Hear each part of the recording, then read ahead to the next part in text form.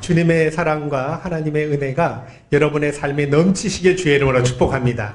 또한 성령의 교통하신 은혜가 이 예배 시간에 충만하시기를 주의 이름으로 축복합니다. 조금만 참아주세요. 이제 몰결이 별로 좋지 않아가지고요. 그죠? 예, 왜 저러실까 했지만, 코 세운 건 아니고요. 수술한 건 아니고요. 연말부터 신경을 좀 많이 썼더니, 내일 성경 떠나야 되는데, 이번 주에도 좀 신경을 좀 많이 쓰고 계속 연이어서 막 신경 쓸도 있고 했더니 조금 문제가 생긴 것 같아요. 그래서 이 모습으로 가야 돼요. 이 모습으로 잠옷 세미나를 인도하고 학생들한테 설교하고 해야 되는데 저는 괜찮은데 보는 그들이 놀랄까봐 집사람이 딱 보자마자 아바타다 그러더라고요. 그래서 그들이 놀랄까봐 좀 걱정은 되지만 좀 기도해 주시고요. 그래서 물을 묻히면 안 된다 그러더라고요. 그래서 가서 일주일 동안 물을 묻히면 안 된대요, 앞으로. 제가 다른 때 같으면 좀 연기를 하거나 그러는데, 이번에는 어쩔 수 없어서 그냥 이 모습 이대로 가서, 또 사역을 해야 될 것 같습니다. 우리 내일 선교팀과 함께 출발하는데, 또 많이 기도해 주시고요. 그럼 감사하겠습니다.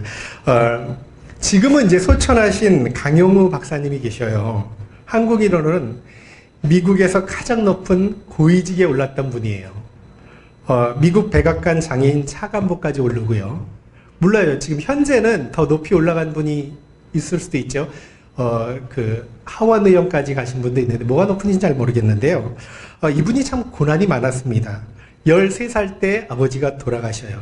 그리고 1년 후에 14세 때 축구공을 잘못 맞아서 망막이 손상돼서 시각장애인이 돼요. 그 소식을 듣고 어머니가 너무나 큰 충격을 받고 뇌졸중으로 쓰여져서 세상을 떠나게 됩니다. 그리고 누나가 이 동생들을 부양하다가 공장에서 과로로 또 쓰러져 죽게 돼요. 그러니까 연거푸 그냥 시련이 몰려온 거죠. 아버지, 어머니, 누나 다 세상이 떠난 거예요. 자신은 시각장애인이 되고요. 맹인학교에 들어가서 공부를 하게 되고요. 누가 보더라도 어떻게 보면 저주받은 인생처럼 보이지 않습니까? 전혀 희망이 없는 삶 같고요. 회복 불가능한 삶 같아요. 주님 밖에 있었으면 그랬을 거예요. 그런데 아시는 분이 그에게 복음을 전하는 거예요. 이제 누구를 의지하며 살겠느냐? 누구를 바라보며 살겠느냐? 아버지도 없고 어머니도 없고 누나도 없는데 내가 의지할 분은 하나님 한 분밖에 없다. 하나님을 믿고 그분이 보내주신 예수님을 믿어라 하고 교회를 데려가더래요. 교회를 가서 주님을 만나고 소망이 생긴 거예요. 자기 일에 열심을 하겠죠? 소망이 생기다 보니까 그래 나도 성공할 수 있어. 그래서 공부를 열심히 하게 됐나 봐요. 연세대를 나와서 그 피츠버그 대학에서 시각장애인으로는 한국인 최초로 박사학위를 받았다고 합니다. 그리고 그런 연유로 미국 백악관에서 차관보까지 올라가고요. 그 아들이 있는데요. 그 박사가 돼서 강진영 박사도 오바마 대통령 법률보좌관까지 그렇게 올라갔다고 해요. 그러니까 한순간에 인생이 회복되고요. 나중에 정말 내 잔이 넘치나이다. 시각장애인인 게 내게 축복입니다. 이렇게 행복할 수, 이런 고백을 하게 돼요. 많은 간증을 남겼는데, 절망 속에서도 하나님을 의지하니까 절대 고난이 고난으로 끝나지 않도록 하나님이 은혜를 베푸셨다는 거죠. 여러분, 이렇게 하나님을 의지하고 하나님을 사랑하는 사람들은요, 절대 고난이 고난으로 끝나지 않고 축복의 과정, 축복의 디딤돌로 일어설 수 있는 은혜를 주실 줄로 믿습니다. 하나님은 오늘도요, 합력의 선을 이루시는 하나님이에요. 우리는 그 선하신 하나님을 믿고 있죠. 여러분, 예수님은 제자들을 전도대로 파송하시면서 이렇게 말씀해요. 마태복음 10장 16절에 보니까, 보라, 내가 너희를 보냄이 양을 이리 가운데 보낸 것 같도다. 그러므로 너희는 뱀같이 지혜롭고 비둘기같이 순결하라. 여러분, 기독교의 최고의 미덕이 순결함이라고 이야기해요. 순결함은 성도의 특징이죠. 순결함을 잃어버리면 소금이 맛을 잃은 것과 같을 거예요. 그런데 여러분 기억할 건요. 순결함만 가지고는 안 돼요. 이 험한 세상 살아갈 수가 없어요. 주님은 분명히 비둘기같이 순결하고 뭐라고 말씀하죠? 뱀같이 지혜로워야 한다고 말씀합니다. 지금 여러분 성도들은 양 같은 존재고요. 양을요. 이리 가운데 보내는 거예요. 순결함만 가지고는 잡아먹혀요. 그래서 우리에게 반드시 필요한 게 뭐냐면 뱀같이 지혜로운 것이라고 말씀하는데, 그런 뱀처럼 지혜로운 게 뭘까? 바로 분별력을 이야기해요. 그러니까 이 험한 세상 속에서 세속에 물들지 않으려면, 유혹 가운데 이겨나가려면 분별력이 필요하고요. 뿐만 아니라 또 세상 위험은 피하고 악한 계계는 방어하고 또 더 나아가서 무력화시키는 그런 분별력이 꼭 필요하다고 말씀하죠. 여러분 다윗을 보세요. 하나님 앞에서 어린 아이 같습니다. 순결함을 유지해요. 그런데 대단한 분별력을 가지고 있어요. 어찌 보면 솔로몬보다 더 지혜로워요. 다윗에게는 만약에 분별력이 없었다면 사악한 자들에게 벌써 멸망을 당했을 것이고요. 아니면 자기가 원수 갚으려고 사울왕을 몇 번이나 죽었겠죠.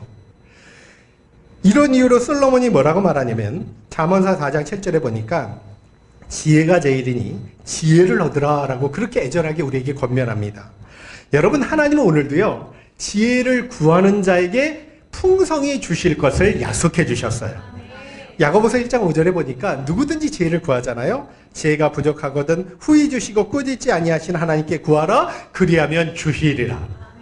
세상 살아가는 유혹을 이길 수 있는, 시련을 이길 수 있는 지혜를 구하라는 거예요. 그럼 주신다는 약속이에요. 풍성히 주셔요. 꾸짖지 않아요. 그래서 올해는요 하나님이 주신 지혜로요 정말 비둘기같이 순결함을 유지해서 악한 영들의 그 계획들을 다 분쇄하며 승리하는 인생이 되실 수 있기를 주의 이름으로 축복합니다. 여러분 우리는 지혜를 받아야 돼요. 매일 구하셔야 돼요. 하나님 저에게 지혜를 주세요. 그래야 세상을 이겨나갈 수 있는 거예요. 여러분 자녀도 가르치려면 지혜가 필요하고요. 신앙생활은 정말 지혜가 제일 안타까운 게 순결하고 순수함만 있는 사람, 지혜가 없는 사람 너무 안타까워요. 잘못된 길 확률이 너무 많아요. 여러분 지혜가 없으면요 순결함을 지켜낼 수가 없어요. 오늘 내용도 유대인들의 박해와 음악 속에 하나님이 바울을 어떻게 지켜주셨는지 잘 설명하는 내용이에요. 여러분 11절을 우리 읽고 한번 같이 말씀을 나눠볼게요. 자 한번 읽어보십시오. 자 시작. 그날 밤에 주께서 바울 곁에 서서 이르시되 담대하라 내가 예루살렘에서 나의 일을 증언하는 것 같이 로마에서도 증언하여라 하리라 하시니라. 여기 보니까 바울이 유대인들에 의해서 여러분 원래 고소를 당했죠. 감금돼 있는 거예요. 유대인들 고소 내용이 뭐냐면 바울이 유대인과 성전과 율법을 모독했다, 더럽혔다 이건데 바울은 그런 적이 없어요. 누구보다 유대인을 사랑하고 성전과 율법을 존중하고 사랑했던 사람입니다. 그런데 억울하지만 안토니아 성에 지금 감금돼 있는 거예요.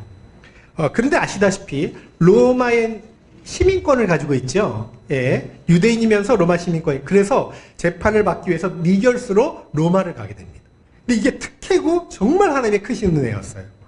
여러분 바울은요 예루살렘에서 어느 정도 하나님이 미리 계시해 주셔서 고난이 있다는 걸 알았거든요. 그럼에도 발걸음을 옮겨서 예루살렘까지 왔어요. 마음도 준비를 어느 정도 하고 있어요. 근데 우리가 생각하는 것 이상으로 저도 이제 기도하다 보면요 어떤 고난이 있을 것을 미리 알려주셔요. 그래서 준비를 하게 하시는 거죠.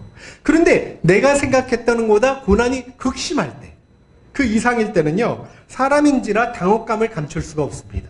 다 두려워하게 돼 있고요. 놀라지 않을 수가 없다는. 바울도 사람 아닙니까? 어찌 위기 속에 태어날 수 있겠냐는 거예요.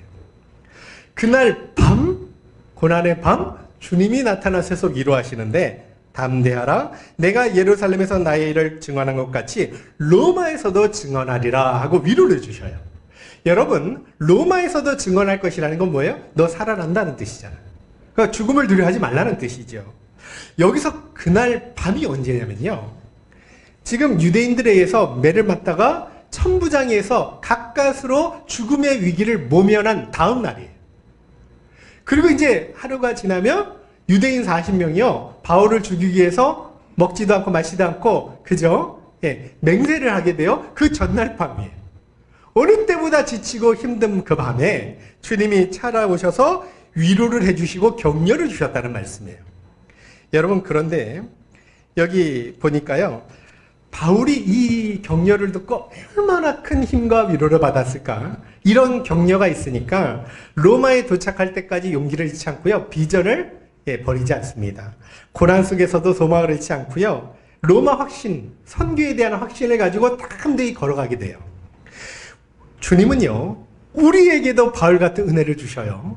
고난의 밤, 위기의 밤 저와 여러분에게도 찾아오셔서 위로해 주실 것을 믿으시기를 주의 이름으로 축복합니다. 하나님 우리의 하나님이잖아요. 나의 하나님이지요. 바울에게 주셨던 은혜는 내게 주시는 은혜예요. 그걸 잊으시면 안 돼요. 바울만 받는 은혜가 아니에요. 분명 우리에게도 찾아오셔서요. 말씀으로, 때로는 음성으로, 환상으로 저와 여러분을 만져주시고 위로해 주실 거예요. 여러분, 사람은 누구나 위기가 닥쳐올 수 있습니다. 인생이요, 그렇잖아요. 콧노래만 부르는 거 아니에요. 항상 시련이 있고요. 먹구름 낄 때도 있고 천둥 번개 칠 때도 있고, 그죠? 아니면 폭풍우가 몰아칠 때도 있어요. 어떤 분은 갑자기 배우자와 사별하는 분도 있어요. 또 어떤 분들은요, 부모님이 돌아가시거나 아니면 아침에 인사하고 나갔던 아이가 집에 돌아오지 못하는 경우도 있습니다. 펜션의 밤이 마지막 밤이 될 수도 있어요. 한순간에 믿었던 건강을 잃어버릴 수도 있고요. 직업과 사업에 밀려나고 또 실패하는 경우도 있습니다. 다양한 고난의 밤은 언제든 찾아올 수 있어요. 성도든 불신자든 동일하게 찾아올 수 있다는. 근데 성도가 다른 게 있어요. 뭐냐면 고난만 찾아오는 게 아니라요. 저와 여러분 고난의 밤에 주님이 찾아오시게 되는 줄로 믿습니다. 우리는 주님이 찾아오시는 거예요. 이게 다른 점이에요. 물론 주님은요, 내가 세상 떠날 때까지, 그죠? 네가 세상 떠날 때까지 영원히 함께 하실 거를 약속을 주셨어요. 그러니까 과연 너희를 버리지 않을 것이라고, 떠나지 않을 것이라고 우리에게 약속을 주셨어요. 여러분, 제자들한테 주신 약속만이 아니에요. 저와 여러분, 예수 그리스도를 믿는 모든 성도에게 주신 약속이에요. 그 성경은 우리에게 주신 말씀이에요. 그런데 다만 고난의 밤에는요, 주님이 찾아오셔서 직접 우리 삶에 개입하시고 문제를 해결하시고 환난에서 구원하시기 위해서 일하신다는 뜻이에요. 그리고 우리에게 말씀으로 은혜 주시고 위로해 주시고 힘을 주신다는 그런 말씀이에요. 이게 차이점이에요. 얼마나 감사합니까? 그래서 성도는요, 고난의 밤이 와도 두려워하지 않을 수도 있고 낙심하지 않을 수도 있죠. 이사야 41장 10절에 우리에게 참 위로의 말씀을 줍니다. 두려워 말라. 내가 너와 함께함이라. 놀라지 말라. 나는 내 하나님이 됨이니라. 내가 너를 굳세게 하리라. 참으로 너를 도와주리라. 참으로 나의 의로운 오른손으로 너를 붙들리라. 여러분, 이사야한테 주신 말씀이에요. 저와 여러분의 주신 말씀으로 받으시기를 주의 이름으로 축복합니다. 이걸 암송해 보세요. 여러분, 이 말씀을 묵상해 보세요. 참 힘이 돼요. 내게 주신 말씀이니까. 또 이사야 49장 10절에 이런 말씀이 있어요. 하늘이여 노래하라. 땅이여 기뻐하라. 산들이여 즐거이 노래하라. 여호와가 그 백성을 위로하셨은즉 그 고난당한 자를 긍휼히 여기실지니라. 얼마나 감사합니까? 이거 한번 읽어보실래요? 고린도후서 1장 3절 4절입니다. 자, 시작. 찬송하리로다. 그는 우리 주 예수 그리스도의 하나님이시요 자비의 아버지시요 모든 위로의 하나님이시며 우리의 모든 환난 중에서 우리를 위로하사 우리로 하여금 하나님께 받는 위로로서 모든 환난 중에 있는 자들을 능히 위로하게 하시는 이시로다. 제가 이걸요, 세 번역으로 한번 읽어드릴게요. 우리 주 예수 그리스도의 아버지신 하나님을 찬양합시다. 그는 자비로우신 하나님이시요 온갖 위로를 주시는 하나님이시요 온갖 환난 가운데서 우리를 위로하여 주시는 분이십니다. 따라서 우리가 하나님께 받은 그 위로로 우리도 온갖 환난 당한 사람들을 위로할 수 있습니다. 이런 뜻이에요. 여러분, 고난의 밤에 기도하면 주님의 세밀한 음성을 들을 수 있고요. 만약에 기도하는데 음성이 안 들리죠? 그럼 예배를 드리시거나 아니면 말씀을 읽어보세요. 결단코 하나님께서 그 과정을 통해서 저와 여러분에게 위로하시고 힘을 주실 줄로 믿습니다. 오늘도 이 제가 선포된 말씀이죠. 설교를 통해서 주님이 여러분에게 말씀하실 거예요. 특히 고난의 밤은요, 주님의 음성이 더 뚜렷하게 들려요.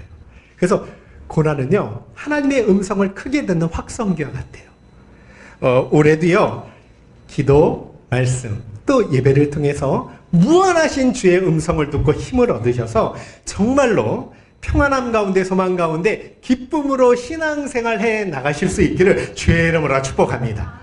12절과 13절 한번 읽어볼게요. 자, 시작. 날 있음에 유대인들이 단을 지어 맹세하되 바울을 죽이기 전에는 먹지도 아니하고 마시지도 아니하겠다 하고 이같이 동행한 자가 40여 명이더라. 여기 보니까 유대인 40명이 결의를 해요.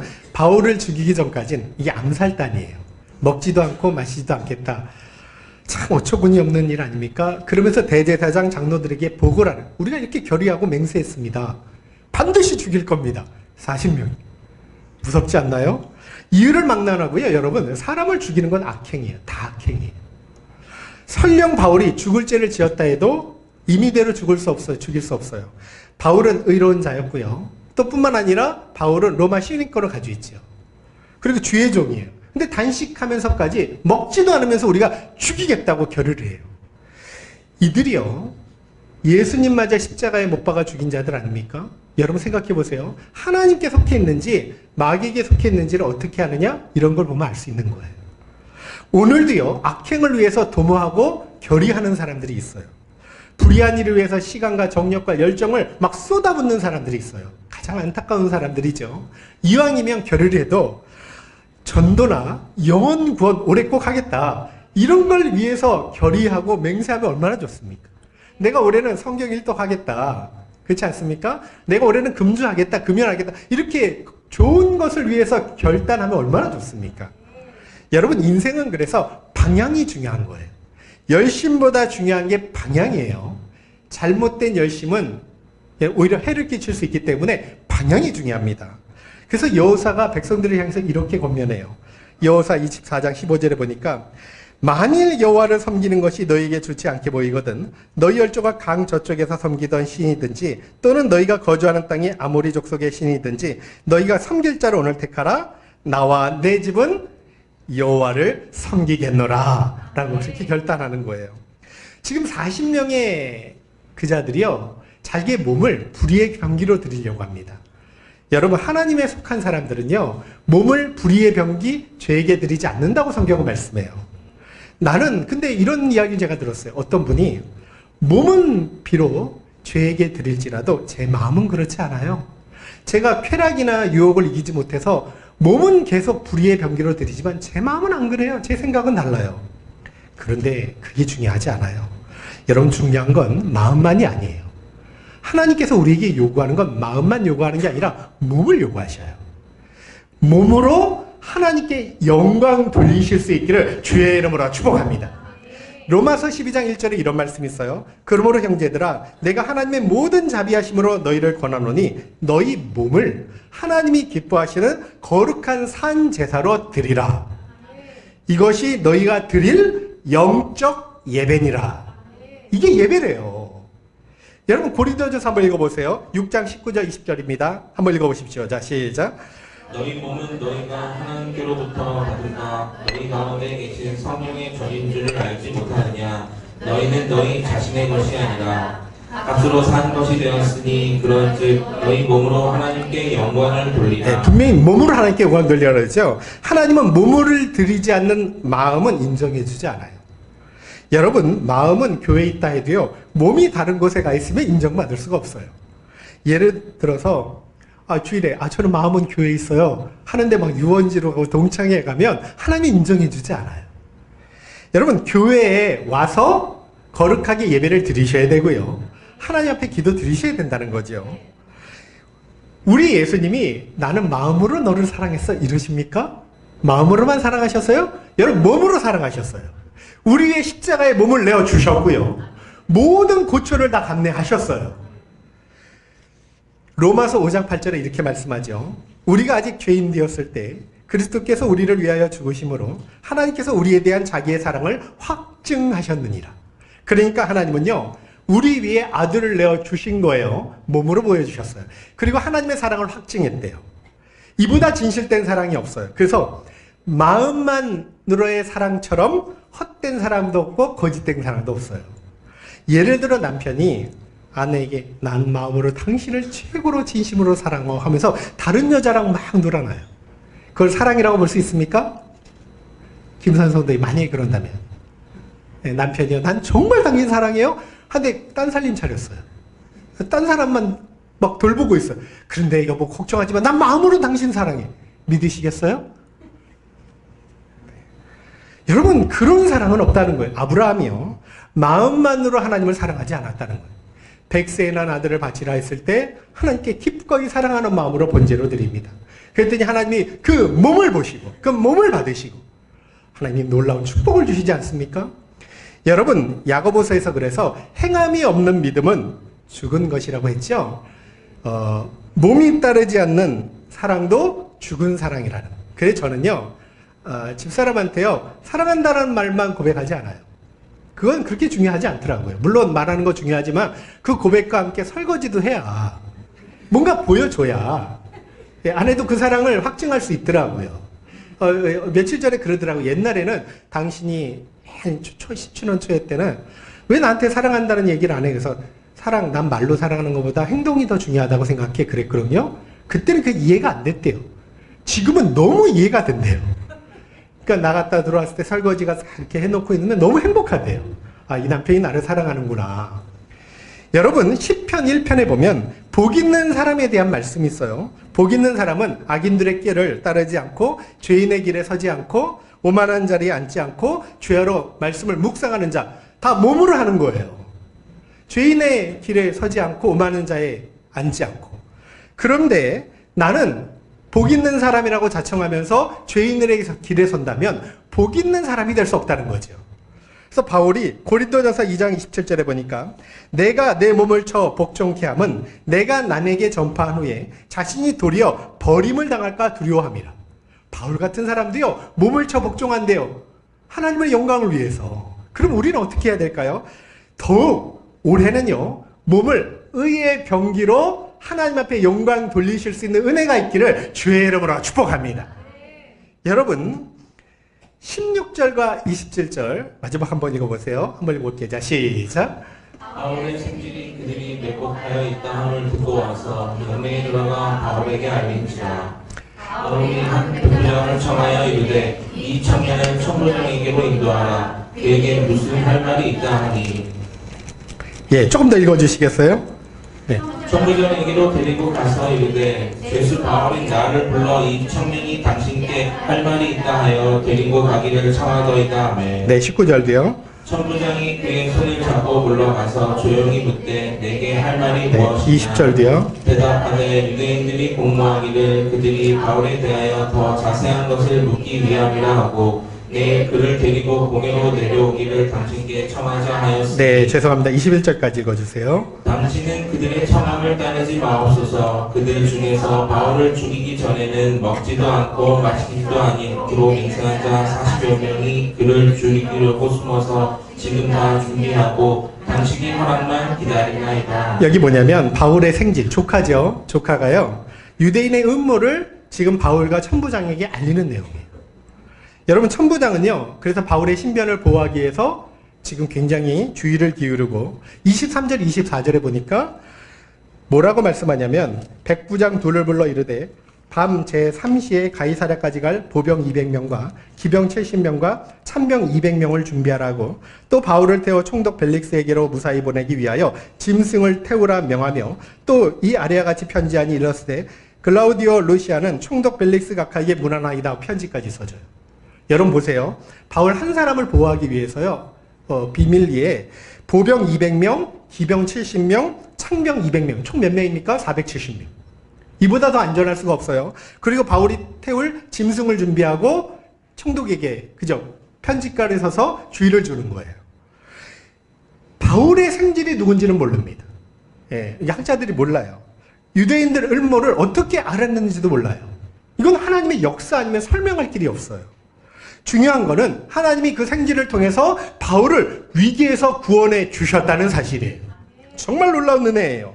얼마나 큰 하나님의 역사인지 몰라요. 만약 하나님께서 역사하지 않으면 어떻게 됐을까? 결단코 유대인들의 악한 계획이 바울 생질에게 전해지지 않았을 거예요. 그럼 바울 생질도 또 이게 발각되지 않으면 위기에 처할 수밖에 없고요. 뿐만 아니라 발각된다 할지라도 천부장에게 알렸을 때 천부장이 은혜를 받지 않으면 생질의 말을 믿어주지 않을 거예요. 무시하거나, 그죠? 예, 뭐 신경 쓰지 않겠죠? 그러면 적극적으로 바울을 보호려 하지 않을 거예요. 그러면 얼마나 큰 위기를 모면 그 위기에 봉착할까요? 다 하나님의 은혜의 역사라는 거예요. 여러분, 이렇게 하나님은요, 우리가 생각하지 못한 방법으로 오늘도 우리를 도우신다는 말씀이고요. 하나님은 이미 바울을 통해서 로마에 가서 복음을 전할 계획을 세워놓으셨죠. 그래서 생질을 통해 암살 계획을 원천 봉쇄하시고요. 그리고 또 바울의 길을 인도해 주시고요. 모든 걸 앞서가서서 준비하시고요. 근데 이게 바울만 주시는 은혜가 아니라 그랬습니다. 올 한 해 저와 여러분에게도 이런 은혜를 지켜주실 줄로 믿습니다. 여러분, 하나님께서 저와 여러분 앞서가는 길에 먼저 앞서가셔서, 그죠? 예, 악한 자들의 계계를 원천 봉쇄할 수 있는 은혜를 하나님께서 오래 내려주실 줄로 믿습니다. 아브라함이 기근 때문에 애굽에 내려요. 가면 안 돼요. 하나님이 가라고 한 적이 없어요. 자기 실수예요. 기근 때문에 갑니다. 애굽 왕 바로가요.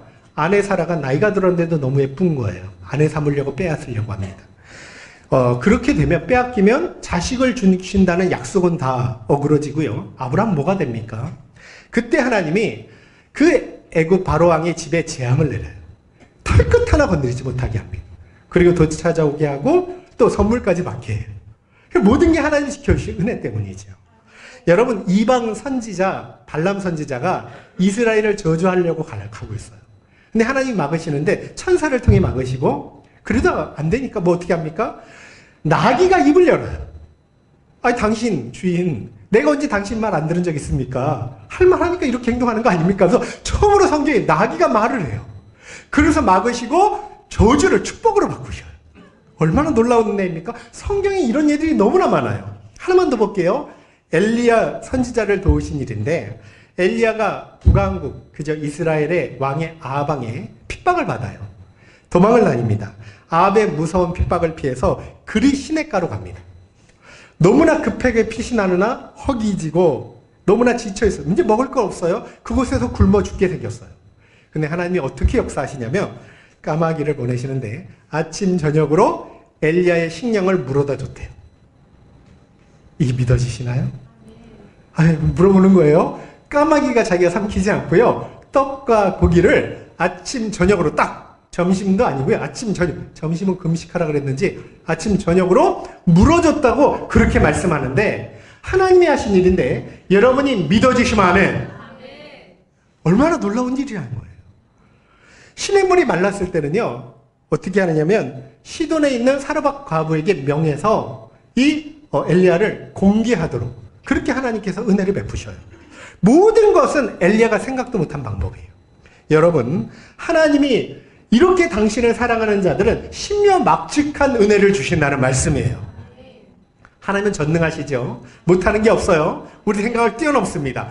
올 한 해도요, 우리가 생각하지 못할 방법으로 저와 여러분을 지켜주실 것이고요, 먹여주실 것이고요, 채워주실 줄 믿습니다. 저도 하나님의 채우심만 믿어요. 여러분, 그리고요, 우리가 때로는 아플 때 치료받을 수 있는 은혜를 주실 것이고요, 영육이 강건할 수 있도록 하나님께서 인도하여 주실 줄로 믿습니다. 이런 하나님의 무한한 그 사랑을 더욱 신뢰하시고 진짜 즐거움으로 평안한 가운데 신앙생활 해 나가실 수 있기를 주의 이름으로 축복합니다. 바울의 하나님이 우리의 하나님이에요. 우리는 한치 앞을 몰라요. 그런데 성경은 약속합니다. 감당할 시험만 주신다. 우리가 시험을 감당하지 못할 것 같으면 피할 길을 마련해 주신다고 약속을 주셨어요. 얼마나 감사해요. 그래서 아무리 어려운 상황을 만나도요, 기도로 하나님의 도우심만 입을 수 있다면 인생을 승리하고 형통한 삶을 살게 될 줄로 믿습니다. 여러분, 이런 하나님은 더욱 사랑하고 의지하고, 설령 다른 길로 갔다 할지라도 너무 낙심하지 마세요. 빨리 돌아오면 돼요. 하나님은 선하신 분이에요. 그렇게 사랑이 많으셔요. 예, 그래서 오늘 말씀을 꼭 기억하세요. 여기 보니까 하나님 앞에는요, 비둘기 같이 순결함만 필요한 게 아니라 뱀처럼 지혜로운 분별력도 필요합니다. 그리고 뿐만 아니라 또 하나님 앞에서 우리가 하늘의 지혜를 받고 주님의 은혜 가운데 어떤 악행 그 계계도요, 잘 이겨나가는 게 참 중요하다는 말씀이죠. 그렇게 되면요, 하나님께서 바울에게 베푸셨던 은혜, 또 고난 가운데도 하나님을 바라볼 수만 있다면 하나님께서 저와 여러분을 지켜주신 은혜를 꼭 허락하여 주실 줄로 믿습니다. 오늘 한 해는 몸으로 하나님께 영광 돌리는 그런 풍성한 한 해가 되시길 다시 한번 주의 이름으로 축복합니다. 입이 아니라 마음으로만 아니라요, 몸으로 예배와 말씀과 기도, 또 전도, 섬김, 봉사 여러 가지를 통해서 하나님 앞에 영광 돌리고 인정받을 수 있는 한 해가 꼭 되시기를 주의 이름으로 축복합니다. 그런 한 해가 되었으면 좋겠어요. 이 시간 그런 마음을 담아서 우리가 찬양하고 기도하기를 원합니다.